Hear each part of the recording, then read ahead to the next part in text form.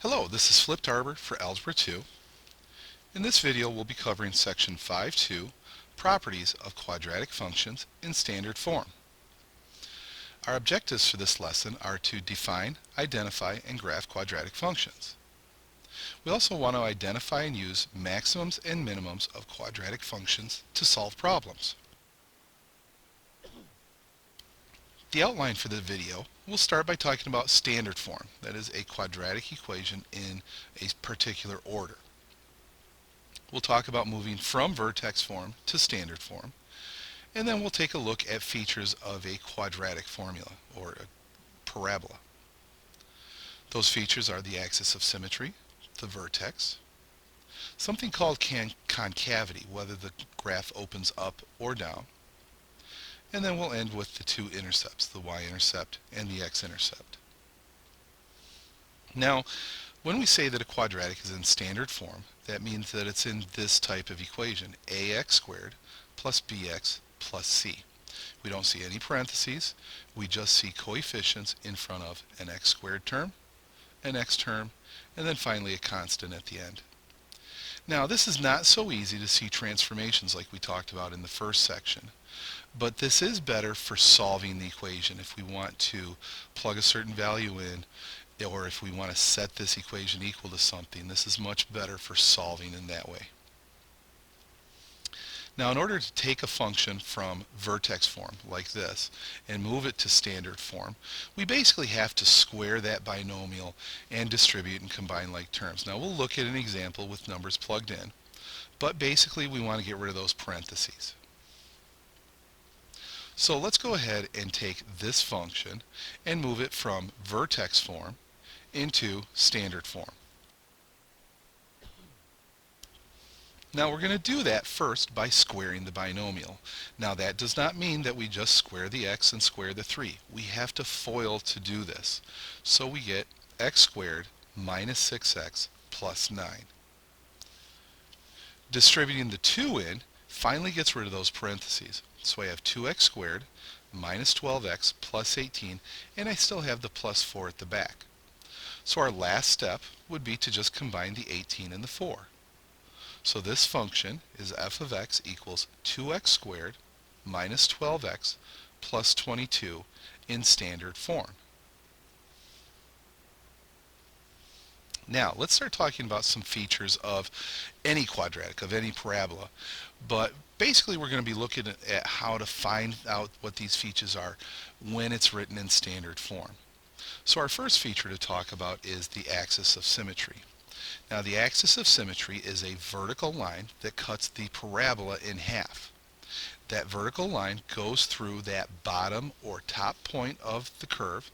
That bottom or top point is something that we're also going to talk about called the vertex.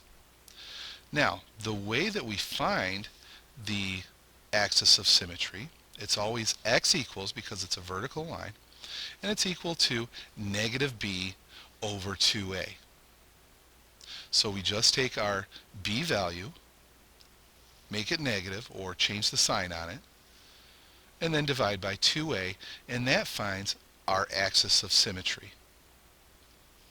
So for this quadratic function, f of x equals x squared plus 4x minus 3, negative b over 2a works out to be negative 2. So our axis of symmetry for this quadratic is x equals negative 2. So our next feature to talk about is the vertex. Now the vertex is the maximum or minimum value. It's the point that's on the top or the bottom of the quadratic, depending on whether it opens up or down.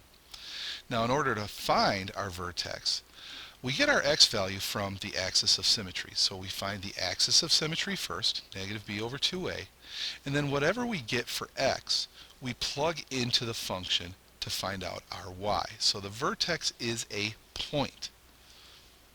So let's go ahead and take this quadratic that we've worked with. We know that the axis of symmetry is negative 2.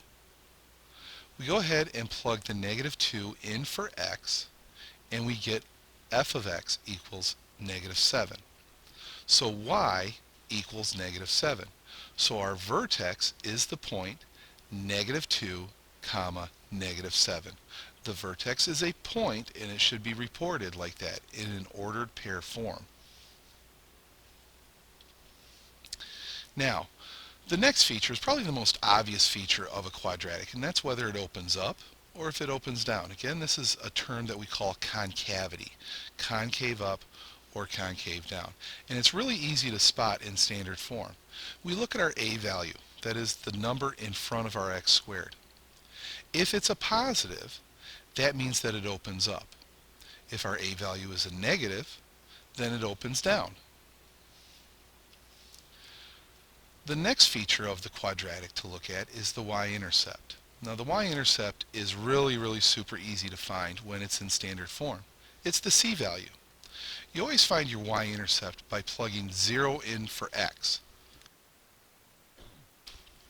If we plug 0 in for x, those first two terms are just going to totally go away, and we're just left with our c value. So our y-intercept is always that constant at the end. Now if you don't see a constant at the end, then it's 0. Now an important thing to remember is, since the parabola is symmetric, don't forget to go ahead and plot the point that's symmetric with the y-intercept. So if our axis of symmetry is over to the right side of the y-axis and we plot the y-intercept, go ahead and plot the reflection of that over the axis of symmetry. So the y-intercept quite often gives us two values that we can plot.